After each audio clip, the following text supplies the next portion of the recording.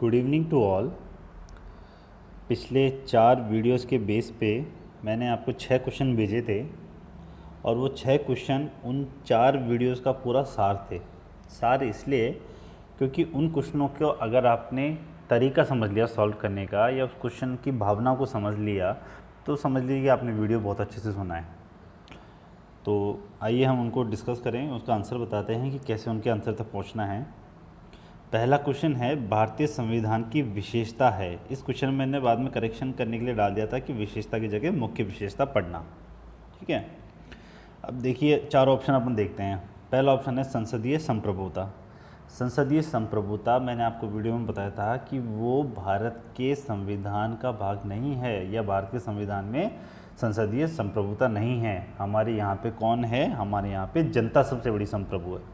संसदीय संप्रभुता फिर कहाँ है? वो है ब्रिटेन में। ठीक है, वहाँ पे संसदीय संप्रभु है। एकीकृत न्यायपालिका, एकीकृत न्यायपालिका अपने यहाँ पे है। ठीक है, और ये भारतीय संविधान की विशेषता में भी आता है।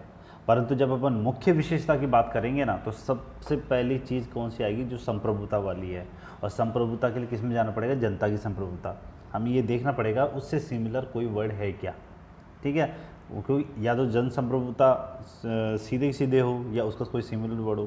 तो तीसरा शब्द है लोक संप्रभुता। अब लोक संप्रभुता जनता की संप्रभुता या जन संप्रभुता उसी का सिमिलर वर्ड है। लोक मतलब जनता। ठीक है, तो तीसरा अपना आंसर करेक्ट है। चौथा साम्यवाद डाला है। साम्यवाद का हमारे संविधान में कहीं भी जिक्र नहीं है। हमारे संविधान में बाद में समाजवाद शब्द जरूर शामिल किया गया है 42वें संविधान संशोधन के द्वारा, परंतु साम्यवाद जैसा कोई शब्द नहीं है। साम्यवाद समाजवाद से आगे की अवस्था है जो कि मार्क्स ने दी थी। ठीक है ना, कार्ल मार्क्स जो थे उन्होंने साम्यवादी व्यवस्था की बात की थी जहाँ पे पूंजीवाद का विनाश हो जाएगा और सर्वहारा वर्ग का शासन होगा और सभी समान स्तर रूप में रहेंगे। पर ऐसी कोई व्यवस्था या ऐसी कोई बात हमारे संविधान में नहीं है। ठीक है, दूसरे क्वेश्चन पे आते हैं। भारतीय संविधान के संदर्भ में असत्य कथन की पहचान कीजिए। पहले क्वेश्चन पे ध्यान दीजिएगा। असत्य कथन मतलब इनमें से एक क्वेश्चन गलत, एक जो स्टेटमेंट है वो गलत है, बाकी स्टेटमेंट सही है। पहला पढ़ते हैं, भारतीय संविधान विकसित संविधान है। पहला जो पॉइंट है। अब आपको मैंने एक चीज़ बताई थी जब मैंने आपको एक वीडियो पढ़ाया था जिसमें लिखित है, लिखित, निर्मित, विकसित, कठोर और लचीला संविधान की बात हुई थी। मैंने वहाँ कहा था संविधान 2 प्रकार से चलता है, एक निर्मित और एक विकसित। ठीक है, जो निर्मित होता है उस संविधान का निर्माण एक विशेष समय पर संविधान सभा द्वारा किया जाता है जिससे एक निश्चित तिथि को लागू किया जाता है। वो अपने हिंदुस्तान में हुआ है। एक संविधान सभा का गठन हुआ एक विशेष समय पे और एक निश्चित तिथि को वो लागू भी हुआ है। जबकि विकसित संविधान जो होता है ना वो ऐतिहासिक विकास के क्रम में उभर के सामने आता है। उसके लिए कोई अलग से संविधान सभा गठित नहीं होती है और कोई विशेष तिथि पर लागू नहीं होता है। वो धीरे धीरे विकास के क्रम में चलता है। धीरे धीरे परंपराओं से उसमें चीज़ जुड़ती है, प्रथाओं से चीज़ जुड़ती है, संसदीय अधिनियमों से चीज़ें से उसमें जुड़ती है। ऐसे होता है।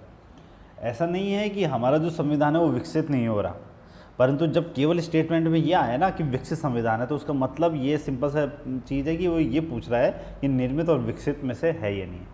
अगर कुछ ऐसी लाइन आती कि भारतीय संविधान एक निर्मित संविधान है जिसका निरंतर विकास हो रहा है तो अपन उसको सही मानते हैं। क्यों विकास क्यों हो रहा है? क्योंकि कई न्यायपालिका के डिसीजन के द्वारा हमारे संविधान का विस्तार हुआ है, कई भाग जुड़े भी हैं संसदीय संशोधन के द्वारा। संसद के जो संशोधन करके कई भाग जोड़े भी हैं, कई अनुसूचियाँ बाद में जुड़ी हैं, कई हटाए भी गए हैं। तो वो स्टेटमेंट सही होता है। पर केवल विकसित संविधान की बात आए तो कहने का मतलब ये है वो बात कर रहा है कि ऐतिहासिक क्रम में उभर के आया है या एक संविधान सभा के द्वारा बनाया गया है। तो हमारा यहाँ पे क्या हुआ है? संविधान सभा के द्वारा बनाया गया है, तो इसलिए हमारे यहाँ विकसित संविधान ना होकर निर्मित संविधान है। दूसरा क्या है? कार्यपालिका विधायिका का संलयन है। ये स्टेटमेंट क्यों सही है? हमने बात की थी भारतीय संविधान की विशेषता में कि भारतीय संविधान ने संसदीय शासन प्रणाली को अपनाया है।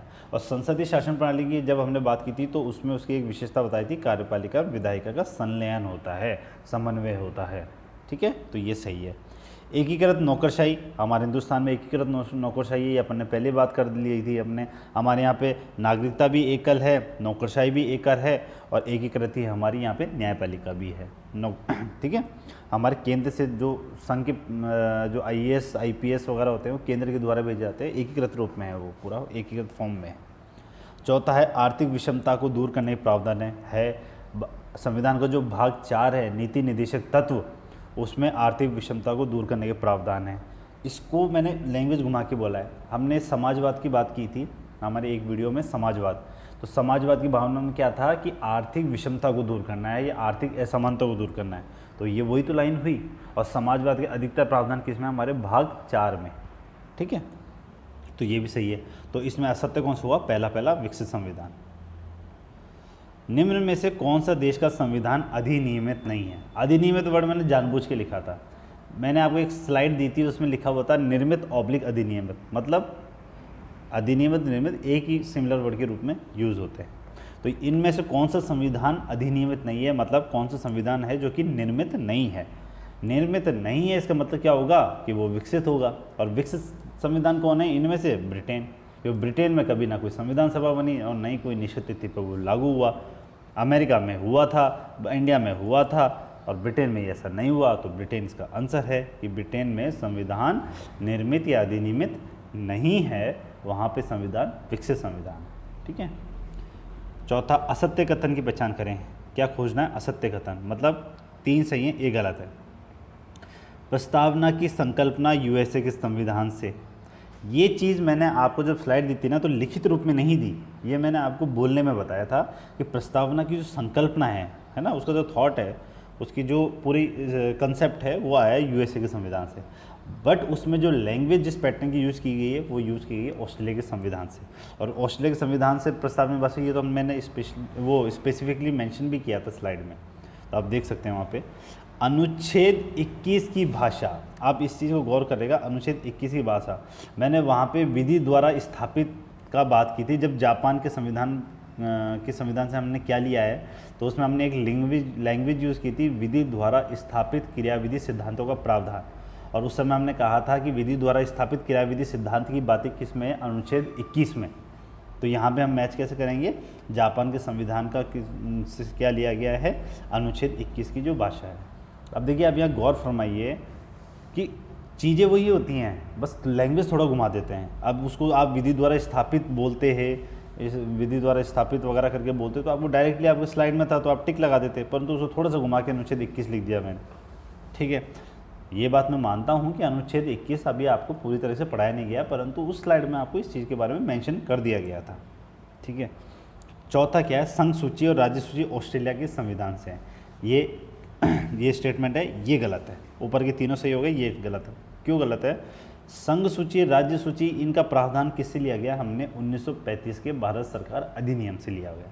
क्योंकि उसमें हमने जब ये लिखाया था कि भारत की 1935 के भारत शासन अधिनियम से हमने क्या क्या लिया है, तो उसमें एक नीचे का पॉइंट हमने लिखा था, शक्तियों को 3 सूची में बांटने का प्रावधान। 3 सूची में कौन कौन से होते हैं, संघ सूची, राज्य सूची, समवर्ती सूची, ठीक है।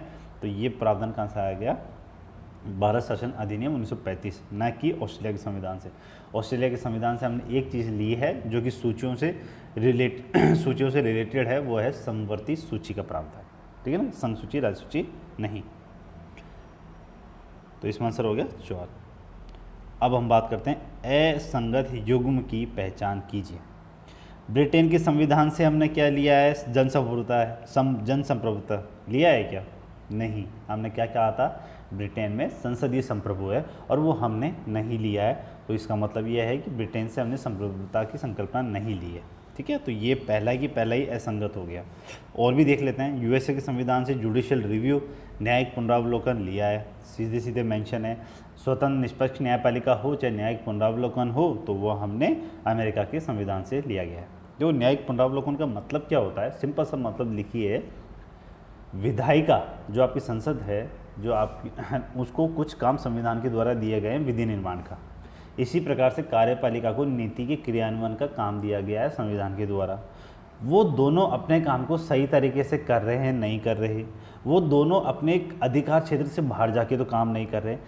उन्होंने जो भी कानून का निर्माण किया है, कानून का क्रियान्वयन कर रहे हैं, उसमें संविधान के विरुद्ध जाके काम तो नहीं कर रहे हैं। इन सब चीज़ों की जांच कौन करता है, न्यायपालिका। और जब वो ये जांच करता है तो वो न्यायिक पुनरावलोकन होता है, ठीक है। मतलब विधायिका ने, कार्यपालिका ने अपना काम सही तरीके से किया है, नहीं किया, इसकी जांच करता है न्यायपालिका, जिसको ही हम न्यायिक पुनरावलोकन बोलते हैं। तीसरा पॉइंट है फ्रांस के संविधान से क्या लिया गया है। फ्रांस के संविधान की हमने जब बात की थी तो उसमें कहा था हमने गणतंत्र शासन व्यवस्था। अब गणतंत्र शासन व्यवस्था का मतलब क्या होता है, उस देश का जो सर्वोच्च पद है वो जनता के द्वारा निर्वाचित हो, चाहे प्रत्यक्ष रूप से हो चाहे अप्रत्यक्ष रूप से, पर निर्वाचित हो, तो वो गणतंत्र शासन व्यवस्था होती है। तो मैंने गणतंत्र शासन व्यवस्था को दूसरे रूप में लिख दिया है यहाँ पे, सर्वोच्च पद जनता द्वारा निर्वाचित, तो ये भी सही है। दक्षिण अफ्रीका के संविधान में मैंने लिखा था संविधान संशोधन की प्रक्रिया। अब संविधान संशोधन आपको पता है कि हिंदुस्तान में दोनों प्रकार का अपनाया गया है, कठोर और लचीला दोनों प्रकार का, तो मैंने उसको दूसरी भाषा में लिख दिया कठोर और लचीला संवैधानिक प्रावधान। ठीक है ना, चीज़ें वही हैं, आप चाहे उसको संविधान संशोधन बोलो या कठोर और लचीला संवैधानिक प्रावधान बोलो तो एक ही बात हो जाती है हिंदुस्तान के पर्सपेक्टिव में। और ऐसे ही क्या बोलते हैं, आप सर्वोच्च पद जनता द्वारा निर्वाचित बोलो या गणतंत्र व्यवस्था बोलो, दोनों एक ही बात हो जाती है। लैंग्वेज चेंज किया गया है, भावना एक ही है। अगर आपको गणतंत्र व्यवस्था पता है तो आप ऑब्वियसली सर्वोच्च पद जनता द्वारा निर्वाचित को टिक लगा लेंगे, और अगर आपको ये पता है कि कठोर लचीला संविधान किससे रिलेटेड, कठोर लचीला वर्ड किससे रिलेटेड है, मतलब संविधान संशोधन से रिलेटेड है, वो समझ में आ गया तो दोनों एक ही मतलब है। ठीक है, तो इसमें असंगत कौन सा हुआ, पहला ब्रिटेन के संविधान से जनसंप्रभुता। अब आते हैं हम अंतिम क्वेश्चन पर। भारतीय संविधान में सर्वाधिक प्रावधान लिए गए हैं।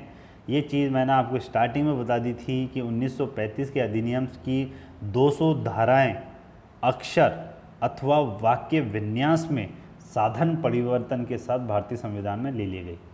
तो इतना अधिक मात्रा में ले लिया गया तो भारतीय शासन अधिनियम 1935 के द्वारा।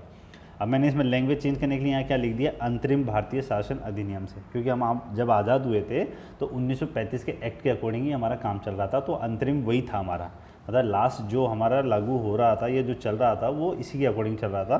तो अंतरिम भारत शासन अधिनियम कौन सा है, 1935 का, तो ये इसका आंसर हुआ।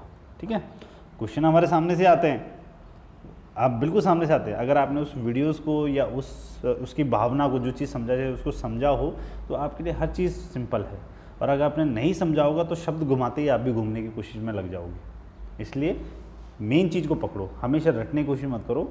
जो भी वीडियोस बनाए गए हैं उसमें समझ विकसित करो। मैंने यहाँ पे अधिकतर वीडियो बहुत ही सिंपल भाषा में बनाने की कोशिश की है, जितना सिंपल कर सकता था मैंने किया, जितना कम चीज़ें डाल सकता था डाला, पर जितने इंपॉर्टेंट है वो सारी चीज़ें शामिल कर ली है। ठीक है, तो आप निश्चिंत रहिए कि इनसे बाहर कोई क्वेश्चन आने वाला है, घूम फिर के इन्हीं में से ही क्वेश्चन आएगा, लैंग्वेज चेंज होके। तो आगे भी मैंने आपको एक टेस्ट का वो दिया है, तो उसको मुझे सॉल्व करके बताएं, तब मैं उसका भी स्पष्टीकरण आपको वीडियोज़ के माध्यम से भेज दूँगा। तब तक के लिए धन्यवाद।